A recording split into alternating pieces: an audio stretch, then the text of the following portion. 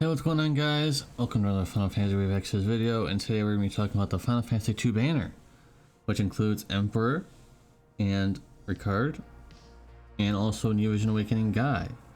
If you're looking for the Dazzling Demoness card that would be in this banner as well, I already made a separate video in that, so make sure you go check that out if you're interested in that.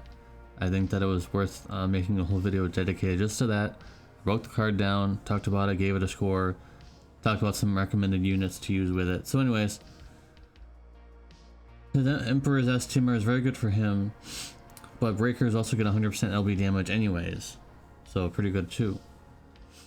So he has 130% or 130% fire and Earth Imperil on demand, so that's at least decent. 150% Aquatic Beast and Fairy Killer, 20% Human Killer. The LB is still kind of decent. 85% defense, 88% spirit break, which is kind of okay considering a lot of breakers recently have had 88%. 25% rod imperil, a little low. We've had 35% before, but 145% wind imperil, which is usually tied to stronger breakers. Like for example, Reagan, he had 145%, and also Axstar at 145% at SLB level, but he has it at LB level. 150 times wind magic damage, 27 hits. The SLB, 85% attack and magic break, 87% defense break, 89% spirit break, 35% rod imperil. There it is. And here we are, 160% wind imperil, 230 times mod, wind magic damage, 27 hits. And the SLB hits are not delayed. Unlike High Knuckle, who moves around and stuff, he doesn't move. It's perfect. This is the gold standard when it comes to 27 hit LBs, because there's a lot of them going to be coming out like Vaughn and Lulu who are delayed, and it's very annoying. It'd be great if we could remove those delays, but obviously Global is not interested in fixing those, sadly. But he's like the gold standard. When I test out 27 hit LBs, I use him because I know it's not going to be delayed. So yeah, 126 imperil or 160% imperils are coming, guys. They're here now, and then there'll be Vaughn next, 160% fire imperil, and then Lulu, 160% water imperil, and then Kuja, 160% light imperil. I'm sure there'll be many more coming in the coming months at this point. Anyways. So he only has 100% LB damage, so his S-Tumor is definitely needed for another 100%. And he really lacks defensive stats. He's very squishy, and when he's built in certain trials that I have much experience with at this point because I've used him quite a bit, his stats are very bad. So 1,000 fly magic on his S-Tumor is pretty much mandatory in most cases, because his stats is not looking good.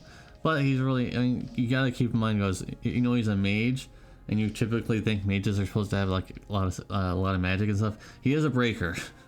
He is a breaker at the end of the day. His breaking ability is much more important than his magic.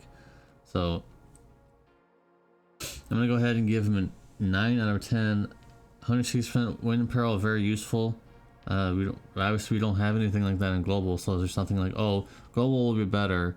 No, nothing even compares to this.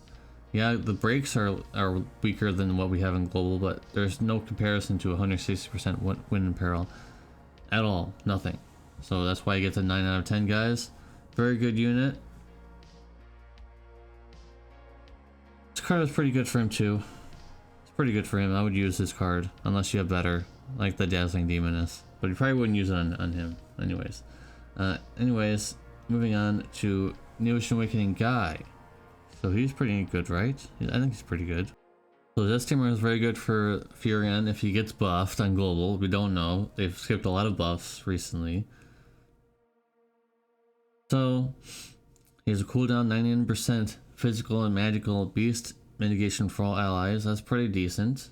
Stat buff, physical cover, just like Celeste, the Celeste cover basically. Preemptive physical cover, 30% defense true shield yield, has 5% cap as well. The SLB, 240 times earth physical damage with defense scaling, 87% attack and magic break, 70% general and physical mitigation, 80% physical beast and human mitigation. I mean, that's pretty good. If you're facing beast, you probably want to bring this guy along with you, because that's pretty good. Sadly, there's one con. His beast mitigation cooldown has 10 turn cooldown, so it's pretty long. And his regular LB is not even worth mentioning. That's why I didn't mention it. So he's a very solid NVA. Very solid. Probably one of the most solid NVAs in a while. So I'm gonna go ahead and give him an 8 out of 10. Very good, solid unit. It's definitely worth raising, guys. Make sure you go get your guys, and hopefully you have a bunch of them laying around. And get him to New Vision Awakening. And finally, we have Rickard and Wyvern. So in his base form, yes, he is a Brave Shift unit. In his base form, 90% or 90 times wind tag chaining, 450 times wind fixed tag chaining, so it's fixed, so it doesn't account for killers.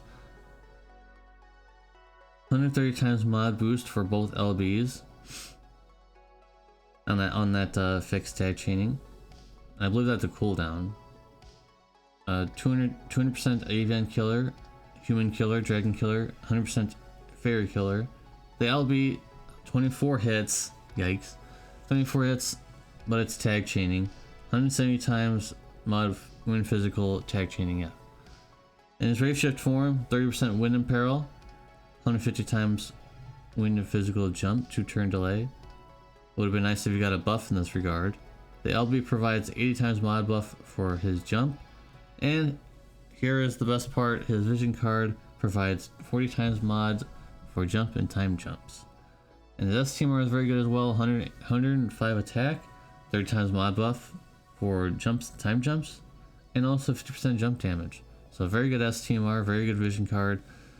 So the cons, well, other than his jump not being very strong, I mean, I guess it's kind of strong. Still weaker than Kane. Only 30% jump damage to start with, kind of low. And his STMR only gets 50% for him, so he needs quite a bit to catch up to 800%. His STMR and vision card are basically just fodder. He's STMR and vision card fodder for Kane, and also future Dragoons as well.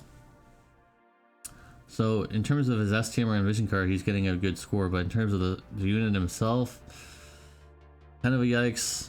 So gonna go 8 as well. 8 out of 10, guys. Just basically STMR and vision card fodder, and honesty. If you have Kane, you want to get this guy eventually. Maybe you want to wait for off banner pulls or EX ticket pulls. Maybe you can hope for those, because those are very good. I got them on off banner pulls, I think, on the JP version, or EX ticket pulls or something. I got them. I got his STMR like right away for Kane, so it was very good. Anyways, guys, let me know in the comment section down below what you guys think about all these units. And yeah, if you want to see the Dazzling Demoness review, I already have it up. It's on my channel. Make sure you check it out. And I'll see you guys in the next video. Peace.